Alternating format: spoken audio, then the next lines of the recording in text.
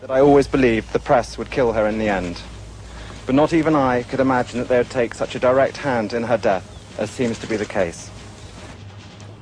A stunned world struggles to come to terms with the death of Princess Diana, waiting for word from Queen Elizabeth and the British government on funeral arrangements.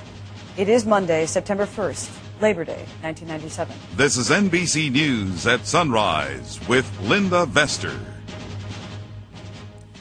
Good morning, everyone.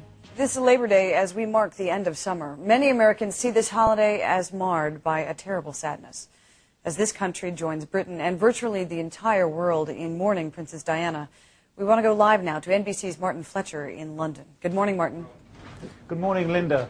Britain is waking up to a hard new reality, life without Princess Diana. And it hurts.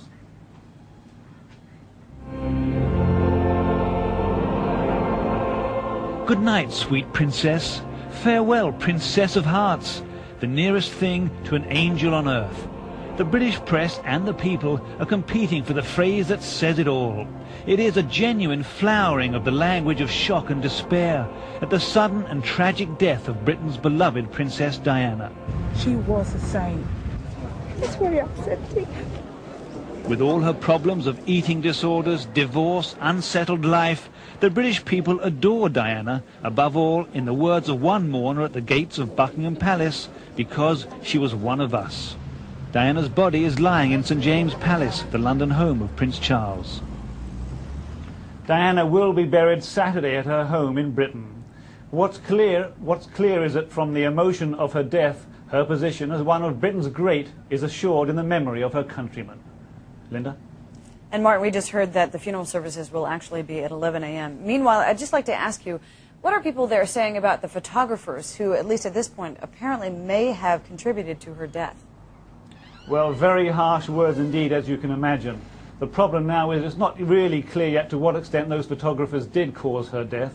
It appears that one of the photographers, at least right after the crash, did call the emergency services. It also appears that other photographers did take photographs of the princess while she was still alive, while she was in the crushed car. Of course, many questions to be asked, and the most serious issue now, of course, is to what extent is the press free to hound personalities, in this case, apparently, allegedly, to her death. Right, and also, Martin, we're hearing that at least she was not dead at the moment after the crash, that in fact, that doctors tried very hard for at least an hour to try to revive her, although her boyfriend, Dodi El-Fayed, did die almost immediately, correct? That's right. Dodi El-Fayed died on the spot, so did the driver of the car. Diana apparently was alive. The paramedics in Paris did an extremely good job, according to the British doctors and French doctors on the scene. They were trying to keep her alive, massaging her heart with their hands. She was rushed off to the hospital in Paris where the emergency services continued, but after about 2 hours she did die on the operating table. Martin, at least at this point, the lone survivor appears to be the bodyguard who was also riding in that car. What is his condition right now? Well, he was driving in the front seat. He had a safety belt on. The air cushion worked. That apparently saved his life. He's in moderate condition. They are expecting, they've said, a full recovery from the bodyguard.